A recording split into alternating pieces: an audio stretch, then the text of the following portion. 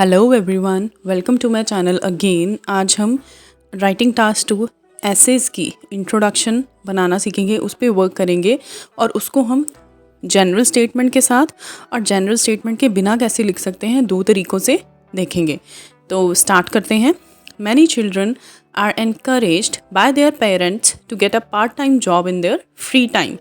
इसका मतलब क्या हुआ कि बहुत सारे पेरेंट्स हैं जो अपने बच्चों को इनकरेज करते हैं किस चीज़ के लिए, कि जो उनका फ्री टाइम है वो यूटिलाइज करें किस चीज़ में, पार्ट टाइम जॉब करने में।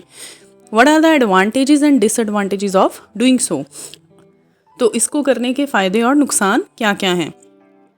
तो अब सबसे पहला हमारा स्टेप क्या होगा कि हम क्वेश्चन अंडरस्टैंड करेंगे। सबसे पहले तो क्वेश्चन है क्या, उसमें पूछा क्या गया है और किस टाइप का क्वेश्चन है। तो आज हमारे पास है एडवांटेज और डिसएडवांटेज का क्वेश्चन।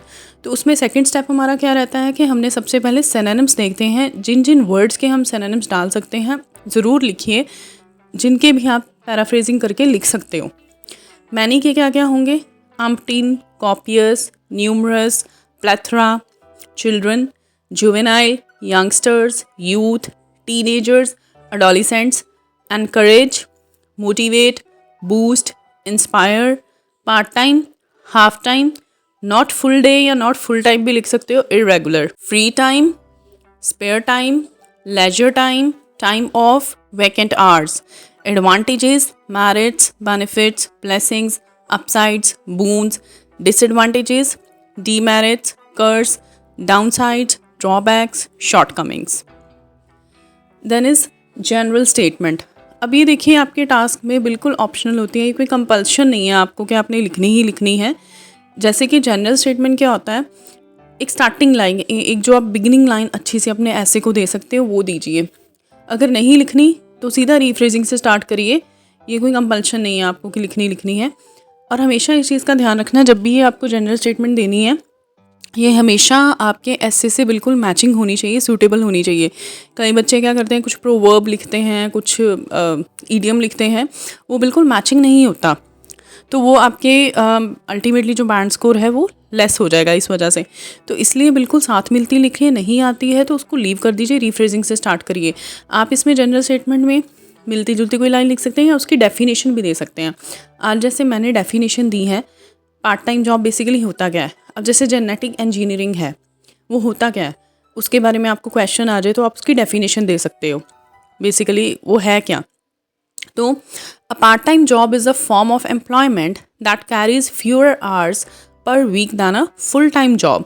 पार्ट टाइम जॉब क्या होती है, जो फुल टाइम जॉब की जगह कुछ घंटे हमारे एम्प्लॉयमेंट के लेती है, हमारे काम के लेती है। तो हमें कुछ घंटे काम करना पड़ता है, फुल डे वर्क नहीं करना पड़ता। फाइन, तो उसे हम पार्ट टाइम जॉब कहते हैं। ये मैंने डेफिनेशन दे दी। आप जनरल स्टेटमेंट ये भी दे सकते हो कि पार्ट टाइम जॉब एक बहुत अच्छा तरीका है, मेथड है बच्चों का फाइनेंशियल बर्डन कम करने का और अपना खर्चा खुद निकालने का अपनी स्टडी का, कि वो पेरेंट्स के ऊपर बर्डन नहीं बनते, ओवर बर्डन नहीं होता। तो अर्न करते हैं, साइड बाय साइड अपनी स्टडी करते हैं। इससे भी आप स्टार्ट कर सकते हो, विच इज़ वाई लगा के या दैट इज़ वाई। जो पेरेंट्स हैं आजकल वो बच्चों को मोटिवेट कर रहे हैं, तो इसी के साथ आपकी लाइन वो आगे लिंकअप हो जाएगी। Then is rephrasing. Part time job has influenced numerous parents to motivate their offsprings for opting it in their spare time. Part time job ने बहुत सारे पेरेंट्स को इन्फ्लुएंस किया है कि वो अपने बच्चों को मोटिवेट करें स्पेयर टाइम में, अपने फ्री टाइम में जॉब करने के लिए।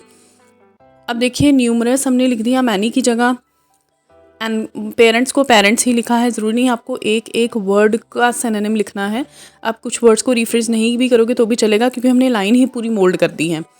एनकरेज का मोटिवेट लगा है, चिल्ड्रन की जगह ऑफस्प्रिंग्स आ गया, गेट जॉब की जगह ऑप्ट आ गया, फ्री टाइम की जगह हमने स्पेयर टाइम लगा दिया। अब है थीसिस स्टेटमेंट, जो एंडिंग लाइन है जिसमें आप बताते हो एग्जामिनर को कि आने वाले पैराग्राफ्स में हम बेसिकली डिस्कस क्या करेंगे। This essay will delve into pros and cons of choosing और selecting part time job in upcoming paragraphs, forthcoming paragraphs, impending paragraphs, कुछ भी आप लिख सकते हो। डेल्व इनटू का मतलब भी होता है अच्छे से एनालाइज करना, तो ये ऐसे प्रोज एंड कॉन्स देखेगा। अब ऑप्टिंग वर्ड मैं ऊपर यूज़ कर चुकी थी, तो उसकी जगह मैंने चूजिंग लगा सकती हूँ या सेलेक्टिंग लिख सकती हूँ।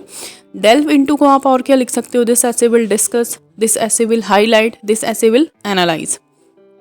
देन अब देखिए ये आपकी कंप्लीट इंट्रोडक्शन बनेगी जनरल स्टेटमेंट के साथ।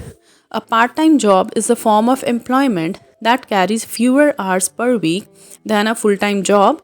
It has influenced numerous parents to motivate their offsprings for opting it in their spare time.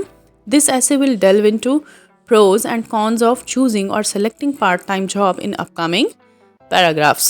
Then, introduction without general statement. Part-time job has influenced numerous parents to motivate their offsprings for opting it in their spare time. This essay will highlight the pros and cons of choosing or selecting part-time job in upcoming paragraphs. Fine. सो आज की video में इतना ही. So next videos के लिए मेरे channel को ज़रूर like share और सब्सक्राइब कीजिए. Thank you. Thanks for watching.